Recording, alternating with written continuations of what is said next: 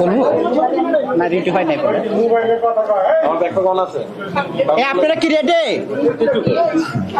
ও, ready হন নাই?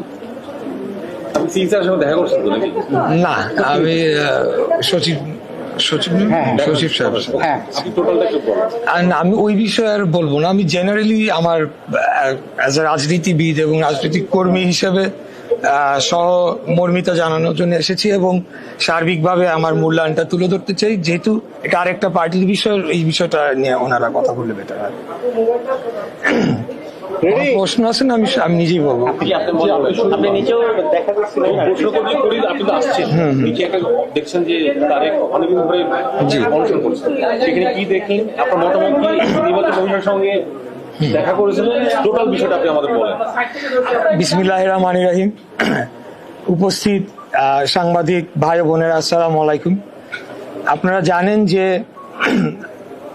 আম জনতা পার্টির যে তারেক রহমান, যাকে আমরা সকলেই চিনি, সারা বাংলাদেশ চিনে, কোটা বিরোধী আন্দোলন এবং নিরাপদ সড়ক আন্দোলন সেই সময় থেকেই একজন সক্রিয় কর্মী, যার উপর বারবার হত্যা চালানোর চেষ্টা করা হয়েছে, ওনাকে রক্তাক্ত করা হয়েছে এবং শেষ মুহূর্ত পর্যন্ত তিনি রাজপথে ছিলেন। তিনি একজন বীরের মতো লড়ে গিয়েছেন এবং সকল ধরনের রাজনৈতিক কর্মকাণ্ড তিনি নিয়মিতভাবে চালিয়ে যাচ্ছেন।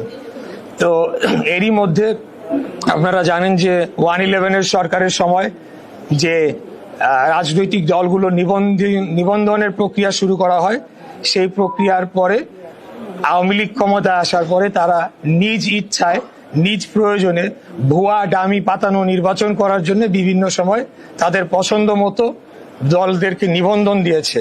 তার কয়েকটি আমি যেমন বলতে পারি, বাংলাদেশ সুপ্রিম পার্টি, আসল বিএনপি, তৃণমূল বিএনপি ইত্যাদি, মানে হাস্যকর কিছু বিষয়। তো 5ই আগস্টের পর যারা দীর্ঘদিন আসলে বাংলাদেশে সত্যিকার অর্থে রাজনীতি করেছেন, সেই রকম কয়েকজন ব্যক্তি, যেমন জনাব মাহমুদুর রহমান মান্না, তিনি নিবন্ধন পেয়েছেন, জনাব জোনায়েদ সাকি নিবন্ধন পেয়েছেন, জনাব নুরুল হক নূর নিবন্ধন পেয়েছেন, আরো কেউ কেউ নিবন্ধনের জন্য চেষ্টা চালিয়ে যাচ্ছেন। তা আমরা মনে করি যে এই পর্যায়ে তারেক রহমানের মতো একজন নির্যাতিত এক কর্মী এবং যত জুলাই অভ্যুত্থানে যিনি মাঠে সক্রিয় ভূমিকা পালন করেছেন, তিনি তার দাবি অনুযায়ী তিনি সকল শর্ত পূরণ করা সত্ত্বেও তাকে তার যে তিনি যে দলের নিবন্ধন চেয়েছেন এবং যে নামটি চেয়েছেন, সেটি আরেকটি পার্টিকে দেয়ার একটা প্রাথমিক ঘোষণা এসেছে। তারপরে থেকে উনি অত্যন্ত মনক্ষুণ্ণ ছিলেন এবং আমার সাথেও এই অনশনের প্রোগ্রামের আগেও কথা হয়েছে এবং তিনি বলেছেন যে তিনি করবেন, তো তিনি সেটি করছেন। আজকে আমি এখানে এসেছি বাংলাদেশের একজন সাধারণ নাগরিক, একজন ভোটার এবং একজন আর 10 জন রাজনৈতিক কর্মীর মতোই একজন কর্মী হিসেবে এসেছি যে এটা কি অবস্থা, বাংলাদেশে কি চলছে। আপনারা 3 মাস আগে হয়তো পেপার পত্রিকা খুলে দেখতে পারেন যে 3টা নতুন পার্টিকে নিবন্ধন দেওয়া হয়েছে। এর মধ্যে একটা পার্টি ভারতীয় জনতা পার্টির আদলে, হুবহু আদলে ওই ধরনের নীতি আদর্শ, মার্কাটাও সেই। তো এইসব নিয়ে কি আমাদের কি চিন্তিত হওয়ার সময় আসে নাই? এইসব নিয়ে কি কেউ প্রশ্ন তুলবে না? সেই পার্টিকে যখন ইনভেস্টিগেট করতে যাওয়া হলো, দেখা গেল যে রান্নাঘরের ভিতরে তাদের সেই অফিস অ্যাড্রেস দিয়ে রেখেছে। এরকম আরো বাংলাদেশ সুপ্রিম মানে কোন ধরনের বাছবিচার যে এখানে করা হচ্ছে কি হচ্ছে না, এই ধরনের দলগুলো নিবন্ধন পেয়ে যাচ্ছে, যদিও তারা আদালতের নির্দেশ নিয়ে এসেছেন, এটা একটু পরিষ্কার করতে চাই। তারপরেও তারেক রহমানের মতো, ওনার মতো একজন ইয়াং ডাইনামিক লিডারকে অবশ্যই আমি মনে করি বঞ্চিত করা হচ্ছে, তাকে বৈষম্যের শিকার করা হচ্ছে। অবশ্যই ওনাকে মনোনয়ন দেওয়া উচিত এবং আমি মনে করি এখন অনেকেই যারা মনোনয়নের জন্য দৌড়াদৌড়ি করছেন, নিবন্ধনের জন্য দৌড়াদৌড়ি করছেন, তার চাইতেও অনেক বেশি যোগ্য এবং জনপ্রিয় এবং ত্যাগী তারেক রহমানের আম জনতার দল। তো আমি তার প্রতি সমর্থন এবং তার কর্মী সমর্থকদের প্রতি সমর্থন জানানোর জন্য আজকে এখানে এসেছিলাম। এই আমার বক্তব্য। ধন্যবাদ। একটা বিষয়, সেটা হচ্ছে যে 5 আগস্টের পর প্রায় 8 থেকে 9টা দল আদালত থেকে রিট করে তারা নিবন্ধন পেয়েছে। এরকম কথা তাকে বলেছেন কিনা? একই সঙ্গে নির্বাচন কমিশনের সচিবের সঙ্গেও কথা হয়েছে? অবশ্যই আমি যে আরেকটি দলের কথা বলছিলাম যে ভারতীয় জনতা পার্টির আদলে করা, সেই পার্টিও কিন্তু আদালতের অর্ডার নিয়ে এসেছে, বিধায় তারা বাধ্য ছিলেন। আমাকে যেটা বলা হয়েছে যে আদালত তো নির্দেশ দেয় তার সাক্ষ্য প্রমাণের উপরে, তো রিপোর্টটা তো যেতে হয়েছে যে তারা সকল শর্ত পূরণ করেছে কিনা। যেটি আমি জানতে পেরেছি, নির্বাচন কমিশনের রিপোর্টে বলা হয়েছে তারা সেই শর্ত পূরণ করে নাই। তারপরেও কিভাবে তারা নিবন্ধন পেল? আর আজকে তারেক রহমান, ওনার যদি কোনো ল্যাকিংস থেকে থাকে সেটা চিঠি আকারে যাবে, ওনারা সেটাকে আবার সংশোধন করে যদি পূরণ করতে পারে সে আবার পুনরায় জমা দিবে। এইভাবেই আমি যতদূর জানি যে একটা রাজনৈতিক দলের নিবন্ধন প্রক্রিয়া অনেক সময় একটু সময় ক্ষেপণ হতে পারে, কিন্তু ওই সব দলগুলা কিভাবে রাতারাতি নিবন্ধন পেল এবং এটার পিছু উদ্দেশ্যটা কি, এই প্রশ্ন কিন্তু আমরা করছি না।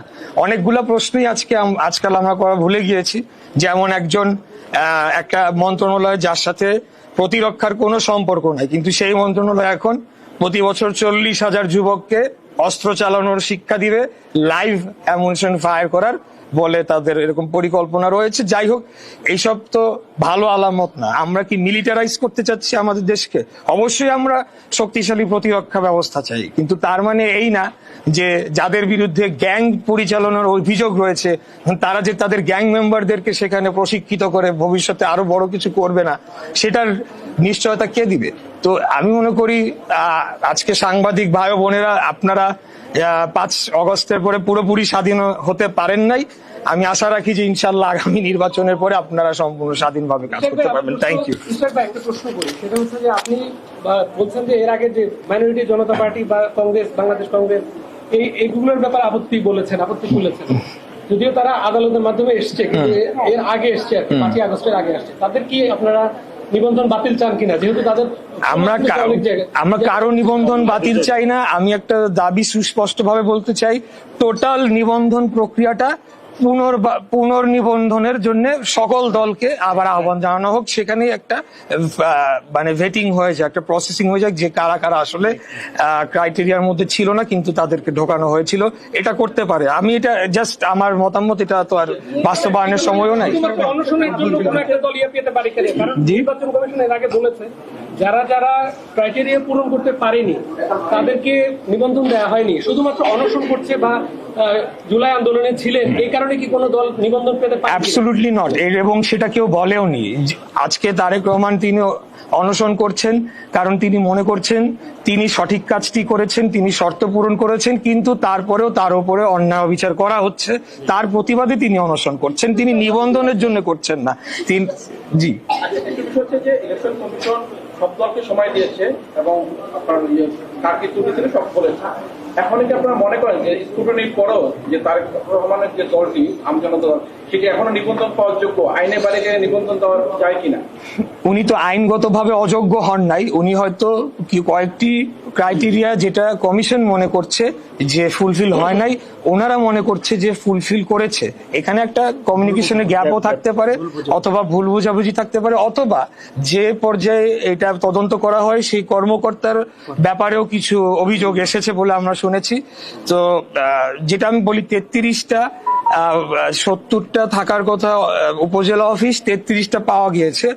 ওনারা বলছেন যে বাকিগুলোতে তারা ভিজিটই করতে যান না এবং কর্মকর্তার সাথে যোগাযোগ করা হলে তিনি নানা টালবাহানা করেছেন। তো এগুলা কমিশনের খতিয়ে দেখা উচিত এবং যেটা সঠিক কাজ, এটা তো সবার জন্য আইন সমান। আমি অনশন করি না ফাঁসি দেই, তাতে করে আমার নিবন্ধন যদি দিতে হয় তাহলে তো কালকে সবাইকেই আপনার সবকিছু দিয়ে দিতে হবে।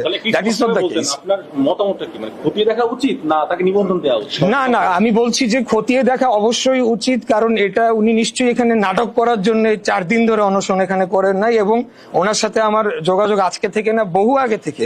উনি আমাকে আরো 6 মাস আগেই বলেছেন যে আমার পার্টির নাম নিয়ে ষড়যন্ত্র হচ্ছে, আমি কি করবো ভাই, আমার তো আর অত কেউ নাই। আমি বলেছি যে আপনারা চেষ্টা করতে থাকুন, নিশ্চয়ই আপনাদের শুভাকাঙ্ক্ষীরা আপনাদের পাশে এসে দাঁড়াবে। তো নিবন্ধন দেওয়ার জন্য বলছি না, প্রক্রিয়াটা আবার আপনারা যাচাই করে যদি কোয়ালিফাই নাই করে তাহলে তো সেই বিষয়ে কোনো কারোর কিছু বলা থাকবে না। জি, আমি চেতে পারি না, আমি জাস্ট মনে করি এটা হওয়া উচিত, এটা ওনারা চাবেন। কয়েকটি দলের বিষয়ে বলেছেন যেগুলো কোর্টের রায় এসেছে এবং যেগুলোর বিরুদ্ধে ইলেকশন কমিশন আপিল করেনি, আপনি কি মনে করছেন যে কোর্টের রায়টা সঠিকভাবে ছিল না? নিবন্ধন না, এখন জনাব মাহমুদুর রহমান মান্নার কোর্টের রায় আর ওই যে আরেকটা হ্যাঁ বিজি দুইটা কিন্তু দুই রকম, দুইটাকে আপনি মিলাতে পারবেন না। আপনি নিজেই দেখেন তাদের কোনো নাম শুনেছেন? তাদের রাজনৈতিক কর্মকাণ্ড কি, তাদের ম্যানিফেস্টো কি, তাদের গঠনতন্ত্র কি, তারা কোথাও কোনো দিন দাঁড়িয়ে সমাবেশে বলেছে তারা কি, তারা কারা, সেটা তো বললে হবে না। কিন্তু জনাব মাহমুদুর রহমান মান্না গুম হয়েছেন, জেলে গিয়েছেন, কত নির্যাতন, এরকম অনেকেই।